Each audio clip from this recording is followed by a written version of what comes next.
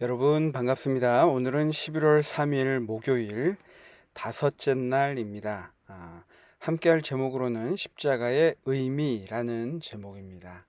우리 다 함께 기도하고 시작하도록 하겠습니다. 아버지 하나님, 저희들 이 아침 시간 주님께 우리의 마음을 내어놓고자 이 자리에 나왔습니다. 주님, 주님께서 주시는 말씀을 통해서 우리가 온전히 또 변화함을 받고 또 그 말씀에 따라서 오늘 살아갈 수 있는 의지와 능력도 허락해 주시옵소서. 예수님의 이름으로 간절히 기도합니다. 아멘. 여러분, 오늘 아침 어떻게 가볍게 시작하셨습니까? 아침 시간, 또 어떤 분은 새벽 시간일 수도 있고요. 이 시간 먼저 하나님의 말씀을 펴신 여러분들을 하나님께서 아시고 또 축복하실 것이라고 믿습니다. 오늘은 고린도전서 1장 18절부터 24절 말씀을 먼저 좀 읽어보도록 하겠습니다. 여기에서 바울은 이 십자가에 대해서 무엇이라고 이야기하고 있는가, 그리고 세상의 지혜와 또 물질주의가 어떻게 우리가 구별하고 그 의미를 받아들여야 되는가, 제가 읽어 드리겠습니다. 한번 생각하면서 들어보시기 바랍니다. 저는 오늘도 우리말 성경으로 한번 읽어 보도록 하겠습니다. 18절입니다. 십자가의 말씀이 멸망당하는 사람에게는 어리석은 것이나 구원받는 우리에게는 하나님의 능력입니다. 기록되기를 내가 지혜로운 사람들의 지혜를 멸하고 총명한 사람들의 총명을 패할 것이다 라고 했습니다. 지혜로운 사람이 어디 있습니까? 학자가 어디 있습니까? 이 세대의 변론가가 어디 있습니까? 하나님께서 세상의 지혜를 어리석게 하신 것이 아닙니까? 하나님의 지혜에 있어서는 세상이 자신의 지혜를 통해 하나님을 알 수 없으므로 하나님께서는 어리석게 보이는 말씀 선포를 통해 믿는 사람들을 구원하기를 기뻐하셨습니다. 22절입니다. 유대 사람은 표적을 구하고 그리스 사람은 지혜를 찾지만 우리는 십자가에 못 박힌 그리스도를 전파합니다. 이것이 유대 사람에게는 마음에 걸리는 일이며 이방 사람에게는 어리석은 것이지만 부르심을 받은 사람들에게는 유대 사람이든 그리스 사람이든 그리스도는 하나님의 능력이며 하나님의 지혜입니다. 여러분, 여기에 그 교과 본론에 나와 있는 말씀처럼 이 십자가 구원 역사, 이 십자가 사건은 영원이라는 시간도 그 십자가에 나타난 사랑의 깊이를 측량할 수 없다라고 표현하고 있습니다. 우리가 예수님의 사랑에 대해서 감동하지만 그것은 정말 우리가 알 수 있는 일부라는 것이죠. 여기에 그 교재 말씀 보면 바로 그곳에서 그리스도의 무한하신 사랑과 사탄의 끝없는 이기심이 마주했다라고 이야기하고 있습니다. 그 무한하신 하나님의 사랑과 또 사탄의 이기심이 만나는 그 지점에서 영원한 승리를 예수님께서 거두시고 더 이상 이 우주에 죄가 없는 상황을 만드신 것입니다. 우리 그 후반부에 보면 그 십자가 의미에 대해서 나오는데요. 우리 한번 좀 살펴보도록 하겠습니다. 교재 중간 부분입니다. 그리스도께서 인류를 위한 대속물로서 겸손히 자신을 바치고 계시던 바로 그때 사탄은 이기적으로 그분을 괴로움과 고통으로 에워싸고 있었다. 그리스도께서는 모든 인간이 마주쳐야 하는 일반적인 죽임을 당하신 것이 아니었다. 우리의 인간적인 그 죽음과는 다른 것이다 라고 이야기하는 것이죠. 그분께서는 그분을 받아들이는 모든 사람들을 대신해 둘째 사망을 당하셨다. 우리의 죄를 가지고 예수님의 죄가 아니라 우리의 죄를 가지고 그 죽음을 당하셨기 때문에 죄인이 당하는 고통을 그 죄의 결과를 예수님이 당하셨다는 것입니다. 우리가 당해야 할 영원한 죽임을 당하셨습니다. 그렇기 때문에 이 십자가의 희생이 우리에게 구속으로서 의미가 있는 것입니다. 그래서 여기 십자가의 의미와 관련해서 5가지를 이야기하고 있습니다. 십자가가 우리에게 주는 의미는 무엇인가? 첫 번째는 공의를 가장 확실히 보여주는 사건이 바로 십자가입니다.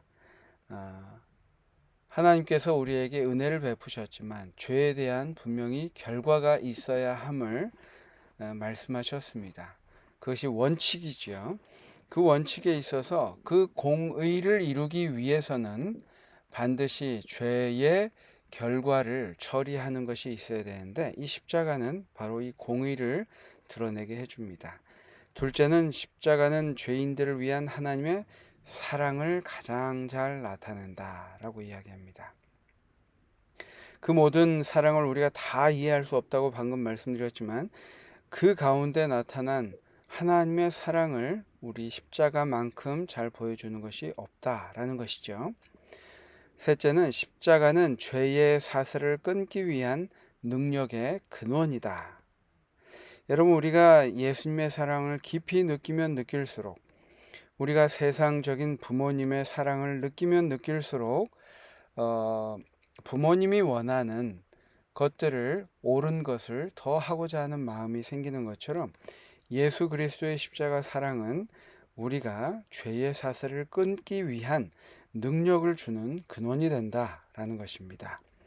넷째는 십자가는 영생을 위한 우리의 유일한 소망이다라는 것입니다. 오직 예수님, 우리의 죄를 대신해서 십자가에 달리신 예수님 없이는 우리에게는 영생을 위한 방법이 없다는 것입니다. 여기에 세 성경절을 이야기하고 있죠. 빌립보서, 요한복음, 요한일서, 이 말씀처럼 유일한 소망 되시는 예수님, 또 그 예수님의 십자가가 그러한 의미가 있다는 것입니다. 다섯째는 십자가는 우주의 반역이 다시는 일어나지 않도록 하는 유일한 해결책이다. 왜냐하면 온 우주 거민들이 이 지구에서 일어나고 있는 선과 악의 대쟁투, 그리고 감추지 않고 모든 걸 드러내시고 자유의지를 주신 그 주님의 자녀들이 결국 하나님의 사랑과 구속함을 깨닫고 예수 그리스도의 십자가로 인해서 예수님을 선택할 때에 더 이상 사탄이 이 우주에서 설 자리는 없을 것입니다. 이 5가지 이 십자가의 의미를 우리가 반드시 기억해야 할 것이다 라고 이야기합니다. 십자가에 대한 이와 같은 중요한 진리는 세상의 지혜로는 알 수가 없습니다.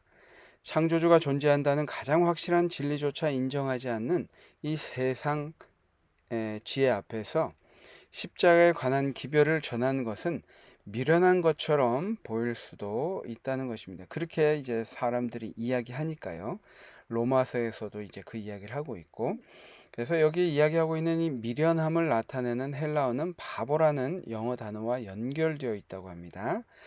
그래서 십자가에 관한 기별을 전하는 것은 세상적인 측면으로 볼 때는 바보 같은 짓일 수 있습니다.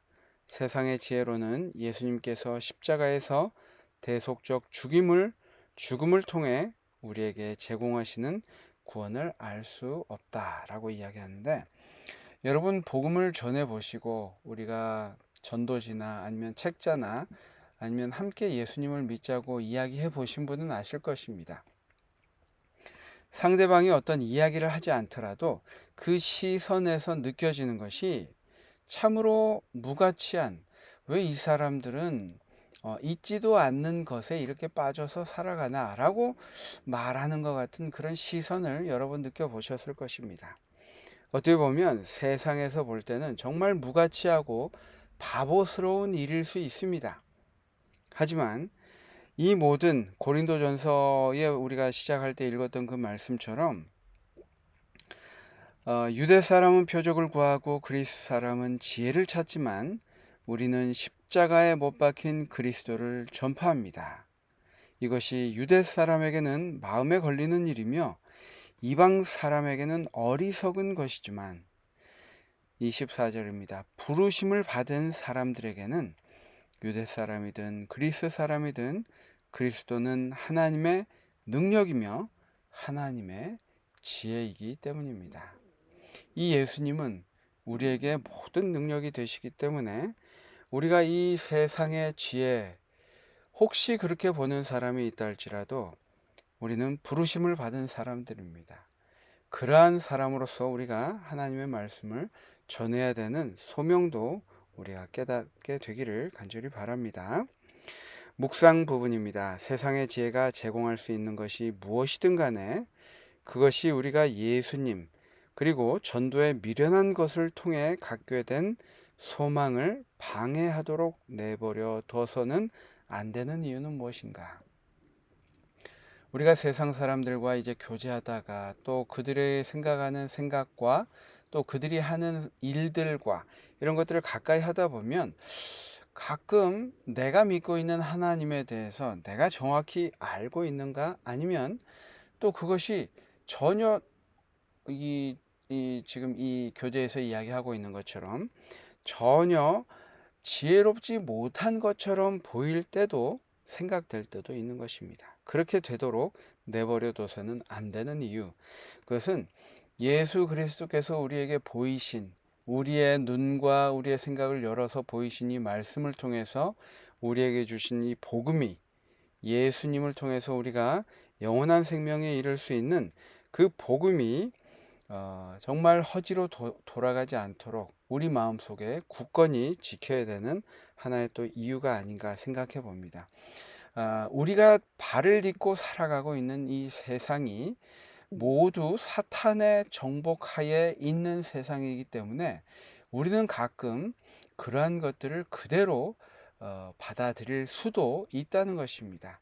하지만 우리가 가야 할 곳은 이 땅이 아닌 영원한 하늘입니다. 그리고 그것을 우리는 이미 알고 있습니다. 하지만 그것들이 망각되지 않도록 하나님께서 우리를 사랑하시고 구원하기 원하신다는 이 사실이 망각되지 않도록 우리는 매일의 삶에 하나님을 첫째로 모시고 함께 이렇게 아침에 나오신 것처럼 함께 동행하는 삶을 살아야 된다는 것입니다. 영감의 교훈입니다. 십자가의 오묘. 십자가의 오묘는 모든 다른 오묘들을 설명해 준다. 우리를 두려움과 경외감으로 충만하게 해주는 하나님의 속성은 갈바리에서 흘러나오는 빛을 통하여 아름답고 매력 있게 나타난다. 그것이 십자가를 통해서 빛난다는 것이죠. 우리는 높고 또한 높이 들린 하나님의 보좌의 위엄을 볼 때 은혜롭게 나타난 그분의 품성을 보고 우리 아버지라는 사랑스러운 그 칭호의 진정한 의미를 이전 어느 때보다 새롭게 이해하게 된다. 이 십자가의 사랑을 통해 아버지의 사랑을 우리는 깨닫게 되고 그 아버지의 보호하심과 우리를 향한 그 마음을 비로소 더 깊이 새롭게 이해하게 된다는 각시대 대쟁투 말씀이었습니다. 제가 기도를 좀 읽도록 하겠습니다. 제가 가진 신앙과 예수님에 대한 믿음이 세상에서 인정받지 못할 때가 있습니다. 그러할지라도 실망하지 않고 끝까지 믿음의 길을 걸어가므로 예수님께서 충성된 백성을 데리러 오시는 그날 꼭 구원받는 무리에 참여하게 해주시옵소서. 우리가 이 마음으로 함께 기도하도록 하겠습니다. 아버지 하나님, 이 십자가의 놀라운 사랑, 우리가 정말 영원을 생각한다 할지라도 그 깊이를 이해할 수 없다고 하였습니다.